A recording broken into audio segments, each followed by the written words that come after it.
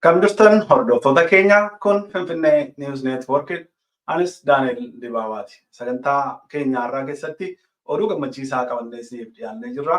Oduu keenya kanaan hoogganaa olaanaan ABO Jalmarroo Dirribaa nagaatiin marii nagaatiif imalanii bakka turan irraati gara dirree waraanaatti deebi'ee jiraachuun dhagahamee jira.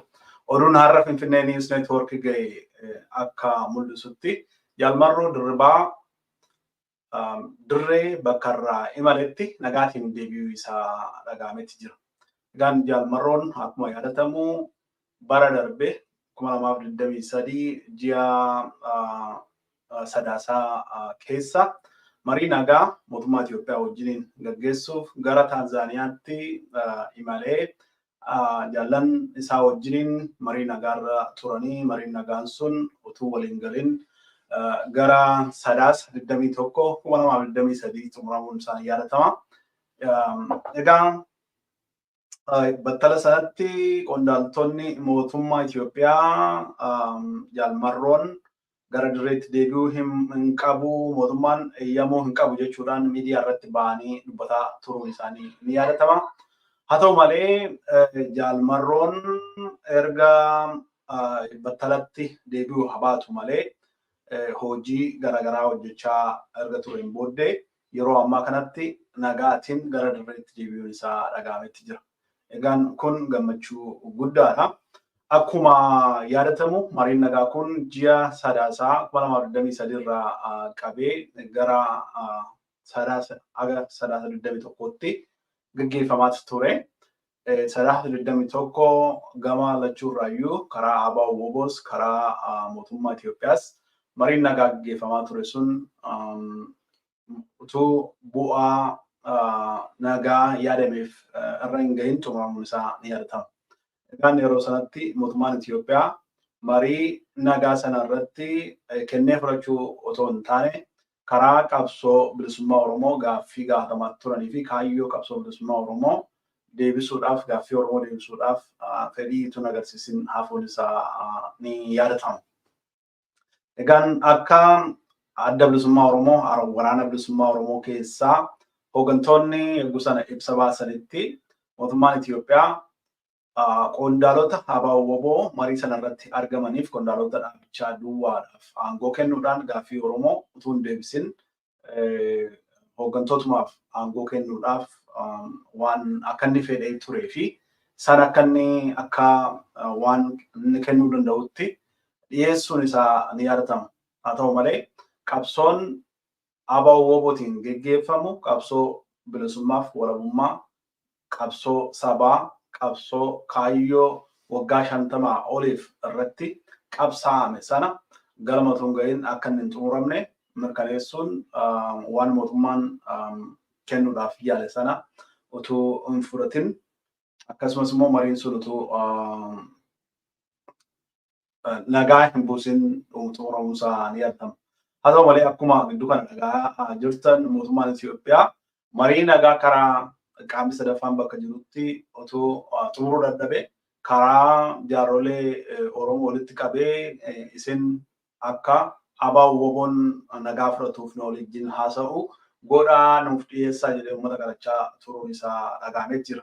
Kaleessa sagantaa qopheessine irratti akkuma marii gochaa turretti muummichi ministeeraa Itoophiyaa Abiy Ahmed jaarsolee walitti qabuudhaan hawaasa Oromoo uummata Oromoo walitti qabuudhaan nuti nagaa hin jibbine mootummaan Itoophiyaa nuti nagaa hin jibbine warreen baddaa jiran jechuudhaan ABO'tti quba qabaatti ture.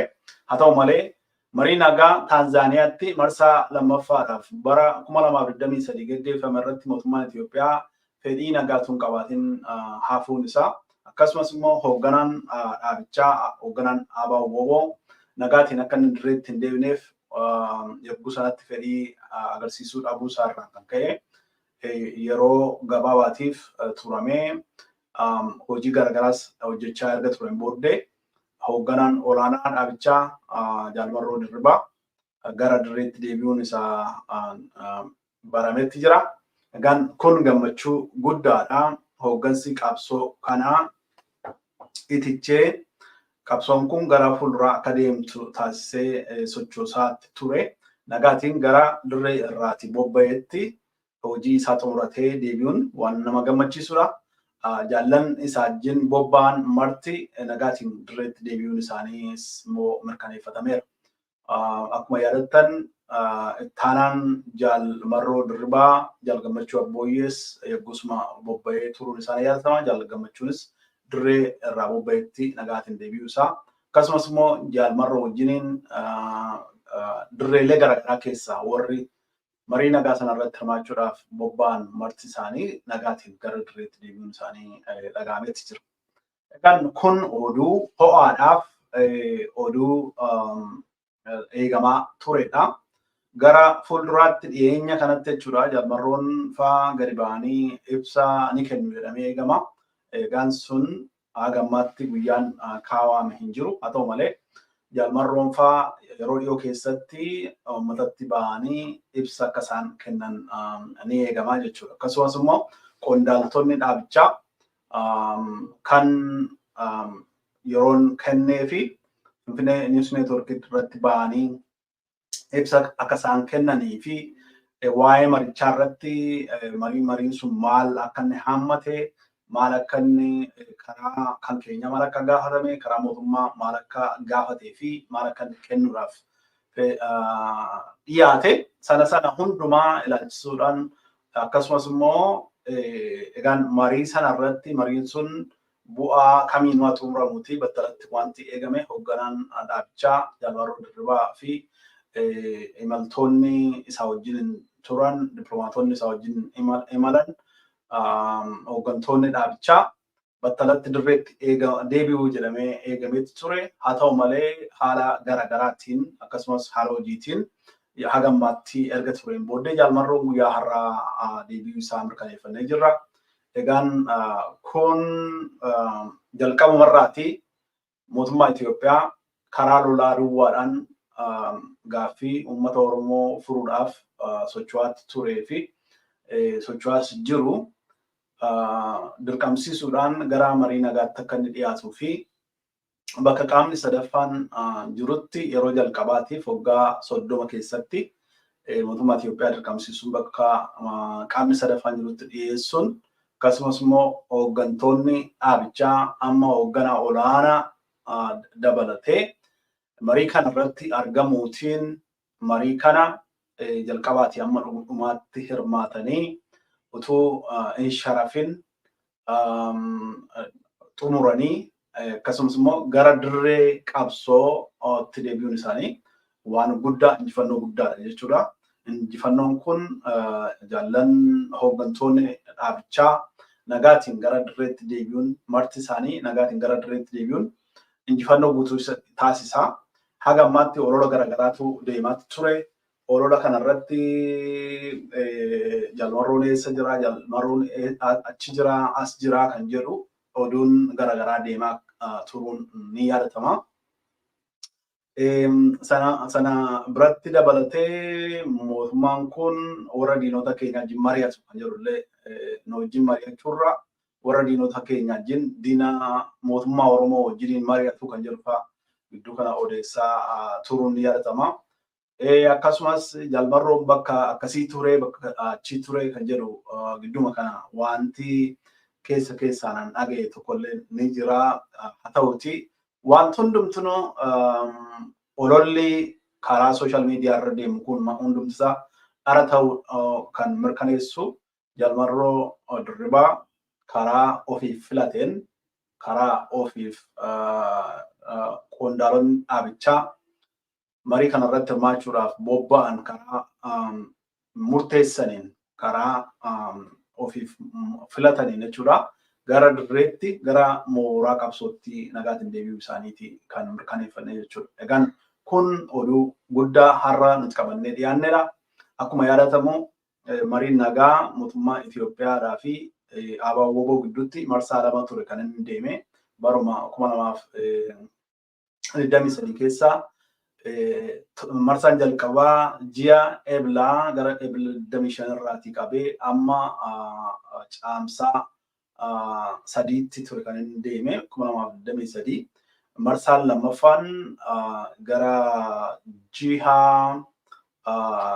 torbaa akkas ol fudhatee ji'a sadaasaa keessa gara sadaasa jalqabaa irraa qabee ture kan inni geggeeffame 2023 yeroo lachuuyyuu marsaa jalqabaa irratti oduu baay'een hin baane ture gara lachuurraan iyyuu ibsa wal fakkaataa ibsa gabaabaa mariin nagaa kun jalqabuun isaa gaarii ta'uudhaa fi gara fuulduraattis itti deebi'amee waliin haasa'uun balballi banaa akka inni ta'e ture kan ibsanii xumuranii.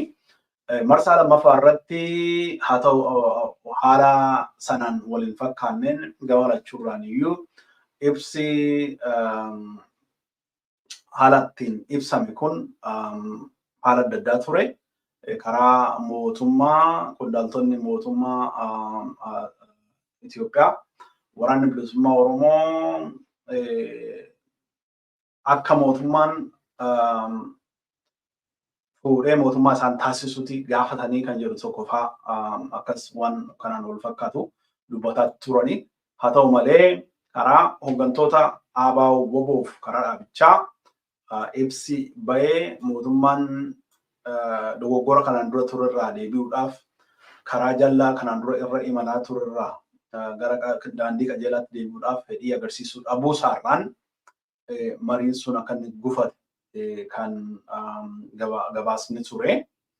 Mootummaan Itoophiyaa qondaaltota dhaabichaa duwwaatiif aangoo dhuunfaa kennuufiif akkasumas immoo advaanteejii garaagaraatiin isaaniin gowwoomsuudhaaf yaalii gochuurraan ala gaaffii uummataa gaaffii dhaabnichi qabsaa'uuf gaaffii kaayyoo dhaabnichi qabsaa'uuf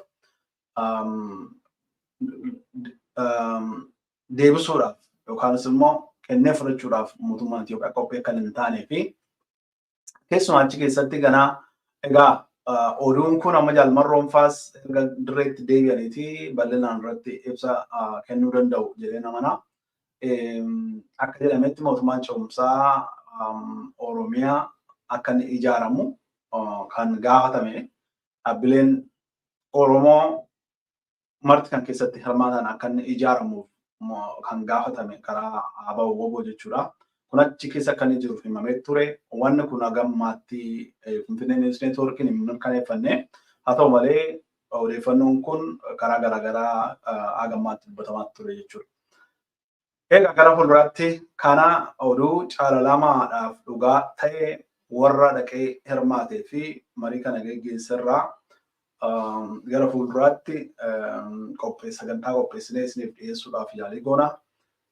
Har'a oduu ho'ituudhaaf gammachiisaa qondaaltii fi hoogganaan olaanaa ABO waraana bilisummaa Oromoo adda bilisummaa Oromoo hoogganni dhaabichaa dhaaba kana jabeessee lafanni kaleessa turerraati Oromiyaa mara keessatti diriirsee qabsoo ABO qabsoo uummata Oromoo sadarkaa olaanaatti ceesisee kun nagaatiin gara marii nagaa imalee nagaatiin dirreetti deebi'uun egaan hojii deemeefis milkeessee deebi'uun inni kun waan baay'ee nama gammachiisudha. Jaalli kun qabsoo Oromoo badiisni itti aggamamaa ture sana hundumaa dandamachiisuudhaan asiin ga'e kun utuu rakkoon tokko irra hin ga'iin nagaatiin gara dirreetti deebi'uun jechuun oduu gammachiisaadha. Egaan hordoftoonni fi jaallattoonni jaalmarroo ABO jaallattoonni ABO'f qabsoo Oromoo baga gammaddan jennaa baga gammaddan nagaatiin hooggansi dhaabichaa dirree irraa imaletti nagaatiin deebi'uun waan gammachiisaadha. Egaan nutis baga gammaddan isin jennaa fayyaa galatoomaa isin jedha. Oduu har'aa keessatti egaan kana ture kan nuti qabannee isiniif dhiyaannee oduu bal'inaan akkuma arganneen akkasumas immoo qondaaltota dhaabichaa olaanoo akkuma yeroon kenneefiin dhiyeessinee haasofsiisuudhaaf yaalii goona. Waan waliin turtaniif hedduu galatoomaa. Aan Daani'el Dibaabaati. Kun Finfinnee News Network.